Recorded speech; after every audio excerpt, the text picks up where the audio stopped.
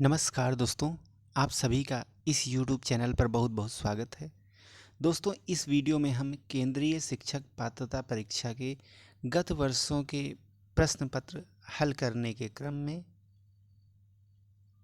आज हम लोग 16 फरवरी 2014 को आयोजित केंद्रीय शिक्षक पात्रता परीक्षा, जो कि प्राथमिक स्तर के लिए आयोजित हुई थी, आज हम लोग इस परीक्षा के प्रश्न पत्र के भाग 1, जो कि बाल विकास एवं शिक्षा शास्त्र है, इस भाग के सभी 30 प्रश्नों को बारी बारी से हल करेंगे। तो आइए देखते हैं दोस्तों सभी प्रश्नों को।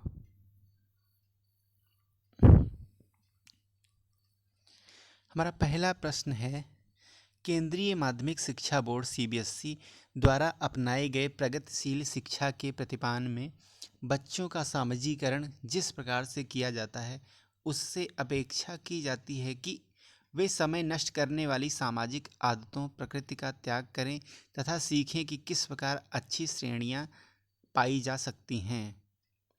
बी, वे सामूहिक कार्य में सक्रिय भागीदारिता का निर्वाह करें तथा सामाजिक कौशल सीखें। सी, वे बिना प्रश्न उठाए समाज के नियमों विनियमों का अनुपालन करने के लिए तैयार हों। डी, किसी भी प्रकार के सामाजिक पृष्ठभूमि होते हुए भी वे वह सब स्वीकार करें जो उन्हें विद्यालय द्वारा प्रदान किया जाता है। तो हमारा सही आंसर है बी, वे सामूहिक कार्य में सक्रिय भागीदारिता का निर्वाह करें तथा सामाजिक कौशल सीखें। सेकंड प्रश्न है, निम्नलिखित में से कौन सा वाइगोत्स्की के सामाजिक सांस्कृतिक सिद्धांत पर आधारित है? ए, सक्रिय अनुकूलन। बी, पारस्परिक शिक्षण। सी, संस्कृति निरपेक्ष संज्ञानात्मक विकास। डी, अंतर्दृष्टिपूर्ण अधिगम। सही आंसर है बी, पारस्परिक शिक्षण। थर्ड क्वेश्चन हमारा है, एक शिक्षिका अपनी कक्षा में कहती है सभी प्रकार के प्रदत्त कार्यों का निर्माण इस प्रकार किया गया है कि प्रत्येक विद्यार्थी अधिक प्रभावशाली ढंग से सीख सके, अतः सभी विद्यार्थी बिना किसी अन्य की सहायता से अपना कार्य पूर्ण करें। वह कोहलबर्ग के किस नैतिक विकास के चरण की ओर संकेत दे रही है? ऑप्शन ए है औपचारिक चरण कानून और व्यवस्था पर, औपचारिक चरण 5 सामाजिक संविदा।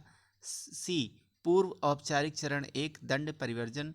डी, पूर्व औपचारिक चरण 2 वैयक्तिक और विनियम।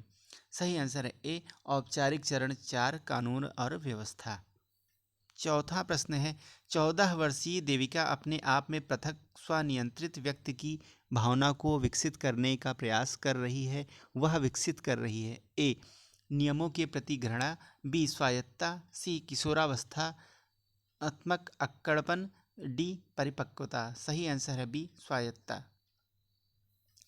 पांचवा प्रश्न है, प्रगतिशील शिक्षा के संदर्भ में निम्नलिखित में से कौन सा कथन जॉन डेवी के अनुसार समुचित है? ए, कक्षा में प्रजातंत्र का कोई स्थान नहीं होना चाहिए। बी, विद्यार्थियों को स्वयं ही सामाजिक समस्याओं को सुलझाने में सक्षम होना चाहिए। सी, जिज्ञासा विद्यार्थियों के स्वभाव में अंतर्निहित नहीं है, अपितु इसका कर्षण संवर्धन करना पड़ता है। डी, कक्षा में विद्यार्थियों का निरीक्षण करना चाहिए, ना कि सुनना चाहिए। सही आंसर है बी, विद्यार्थियों को स्वयं ही सामाजिक समस्याओं को सुलझाने में सक्षम होना चाहिए। 6 क्वेश्चन है, भाषा अवबोधन से संबद्ध विकार है? ए, चलाघात जिसको अप्रेक्सिया कहते हैं। पठन वैकल्य जिसको डिसलेक्सिया कहते हैं। सी, वाक संबद्ध रोग जिसको एस्पीशिया कहते हैं। D, भाषाघात aphasia. तो सही आंसर है डी, भाषा घात एफेसिया। 7th क्वेश्चन है, निम्नलिखित में से कौन सा आलोचनात्मक दृष्टिकोण बहुबुद्धि सिद्धांत से संबद्ध नहीं है? ए, वह शोधाधारित नहीं है। बी, विभिन्न बुद्धियां भिन्न भिन्न विद्यार्थियों के लिए विभिन्न पद्धतियों की मांग करती हैं। सी, प्रतिभाशाली विद्यार्थी प्रायः एक क्षेत्र में ही अपनी विशिष्टता प्रदर्शित करते हैं। डी, इसका कोई अनुभवात्मक आधार नहीं है। सही आंसर है सी, प्रतिभाशाली विद्यार्थी प्रायः एक क्षेत्र में ही अपनी विशिष्टता प्रदर्शित करते हैं। 8वां प्रश्न है, बहुबुद्धि सिद्धांत को वैध नहीं माना जा सकता क्योंकि ए, विशिष्ट परीक्षणों के अभाव में भिन्न बुद्धियों का मापन संभव नहीं है। बी, यह सभी 7 बुद्धियों को समान महत्व नहीं देता है। सी, यह केवल अब्राहम मैस्लो के जीवन भर के सुदृढ़ अनुभवात्मक अध्ययन पर आधारित है। डी, यह सर्वाधिक महत्वपूर्ण सामान्य बुद्धि जी के अनुकूल सुसंगत नहीं है। तो सही आंसर है ए, विशिष्ट परीक्षणों के अभाव में भिन्न बुद्धियों का मापन संभव नहीं है। 9th क्वेश्चन है, कक्षा में विद्यार्थियों के वैयक्तिक विभेद ए, लाभकारी नहीं है क्योंकि अध्यापकों को वैविध्यपूर्ण कक्षा को नियंत्रित करने की आवश्यकता है। बी, हानिकारक है क्योंकि इनसे विद्यार्थियों में परस्पर द्वंद्व उत्पन्न होते हैं। सी, अनुपयुक्त हैं क्योंकि ये सर्वाधिक मंद विद्यार्थी के स्तर तक पाठ्यचर्या के स्थानांतरण की गति को कम करते हैं। डी, लाभकारी हैं क्योंकि ये विद्यार्थी की संज्ञानात्मक संरचना को खोजने में अध्यापक को प्रवृत्त करते हैं। तो यही हमारा सही आंसर है डी। 10th क्वेश्चन है, विद्यालय आधारित आकलन प्रारंभ किया गया था ताकि राष्ट्र में विद्यालयी शिक्षा संगठनों की शक्ति का विकेंद्रीकरण किया जा सके। बी, सभी विद्यार्थियों के संपूर्ण विकास को निश्चित किया जा सके। सी, विद्यार्थियों की उन्नति को बेहतर व्याख्या के लिए उनकी सभी गतिविधियों के नियमित अभिलेखन हेतु अध्यापकों को अभिप्रेरित किया जा सके। डी, विद्यालय अपने क्षेत्रों में विद्यमान अन्य विभिन्न विद्यालयों की तुलना में प्रतियोगिता द्वारा अपनी विशिष्टता का प्रदर्शन करते हुए अभिप्रेरित हो सकें। सही आंसर है डी। 11th क्वेश्चन है, निम्नलिखित में से कौन सा एक अन्य विकल्पों से संबद्ध नहीं है। ए, प्रश्नोत्तर सत्रों को संगठित करना। बी, किसी विषय पर विद्यार्थियों की प्रतिक्रिया को लेना। सी, प्रश्नोत्तरी परिचालित करना। डी, स्व आकलन के कौशल को प्रतिमानित करना। सही आंसर है डी, स्व आकलन के कौशल को प्रतिमानित करना। 12th क्वेश्चन है, निम्नलिखित में से कौन सा प्रश्न अपने विशिष्ट क्षेत्र से ठीक तरह से मिला हुआ है। ए, क्या आप अपने विद्यार्थियों को उनकी मूल्यांकन। बी, पिछली रात दूरदर्शन पर दिखाए गए सृजनशील क्रिकेट मैच में निर्णायक क्षण कौन सा था। सी, जड़ी बूटियों के प्रयोग द्वारा चिकन अनुप्रयोग पकाने हेतु कोई नई पाक विधि लिखिए। डी, निर्धारित कीजिए कि दिए गए मानकों विश्लेषणों में से कौन सा मापक आपको उत्तम परिणामों को पाने में सर्वाधिक प्रवृत्त कर सकता है। तो सही आंसर हमारा डी है। 13th क्वेश्चन है, निम्नलिखित में से कौन सी सर्वाधिक प्रभावशाली विधि हो सकती जो आपकी इस अपेक्षा को पूरा कर सके कि वंचित विद्यार्थी अपनी भागीदारिता द्वारा सफल हो सकें। ए, आप उनकी सफलता हेतु उनकी क्षमता में विश्वास अभिव्यक्त करें। बी, पढ़ाए जाने वाले विषय में आप अपनी रुचि विकसित कर सकें। सी, अपने लक्ष्य को महसूस करने के लिए बच्चों की अन्य बच्चों से प्रायः तुलना करते रहना। डी, इस बात पर बल देना कि आप उनसे उच्च अपेक्षाएं हैं। ए, आप उनकी सफलता हेतु उनकी क्षमता में विश्वास करें, अभिव्यक्त करें।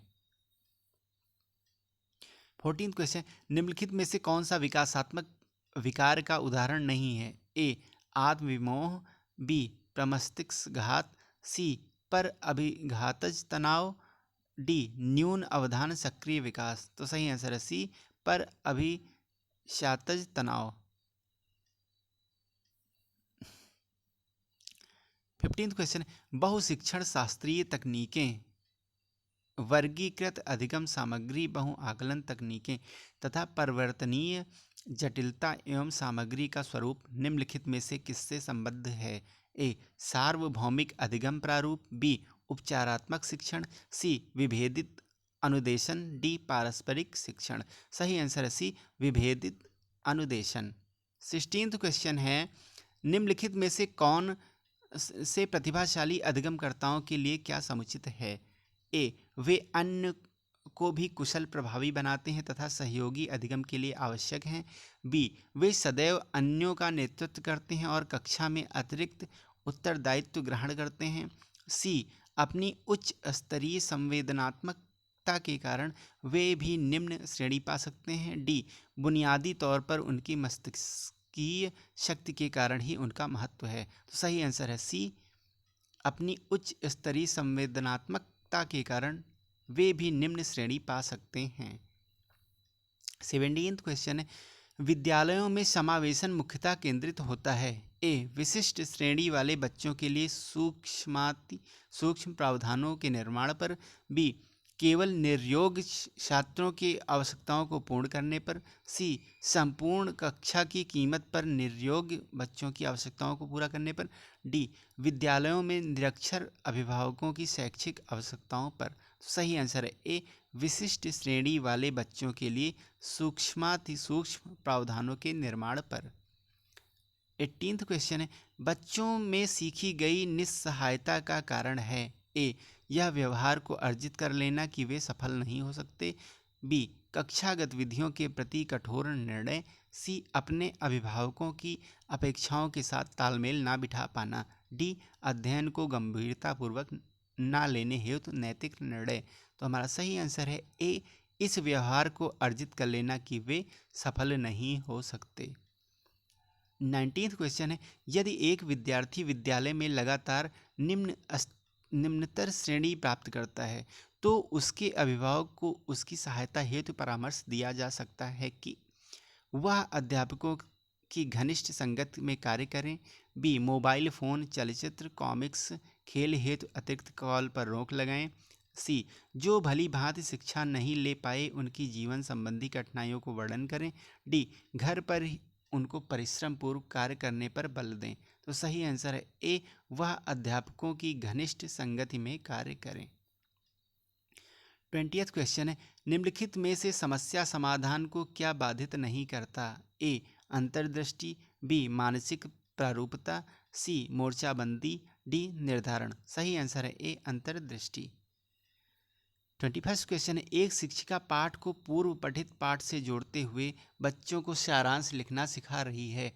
वह क्या कर रही है। ए, वह बच्चों को पाठ समझने की स्वशैली विकसित करने में सहायता कर रही है। बी, वह बच्चों को संपूर्ण पाठ्यवस्तु को पूर्ण रूप से न पढ़ने की आवश्यकता का संकेत दे रही है। सी, वह आकलन के दृष्टिकोण से पाठ्यवस्तु के महत्व को पुनर्बलित कर रही है। डी, वह विद्यार्थियों को सामर्थ्यानुकूल स्मरण करने को प्रेरित कर रही है। तो हमारा सही आंसर है ए, वह बच्चों को पाठ समझने की स्वशैली विकसित करने में सहायता कर रही है। 22nd क्वेश्चन है, एक बच्चा अपनी मातृभाषा सीख रहा है, वह दूसरा बच्चा वही भाषा द्वितीय भाषा में के रूप में सीख रहा है। दोनों निम्नलिखित में से कौन सी समान प्रकार की त्रुटि कर सकते हैं। ए, अधिकाधिक सामान्यीकरण। बी, सरलीकरण। सी, विकासात्मक। डी, अत्यधिक संशुद्धता। सही आंसर है सी, विकासात्मक। 23rd क्वेश्चन है, परीक्षा में तनाव निष्पत्ति को प्रभावित करता है। यह तथ्य निम्नलिखित में से किस प्रकार के संबंध को स्पष्ट करता है।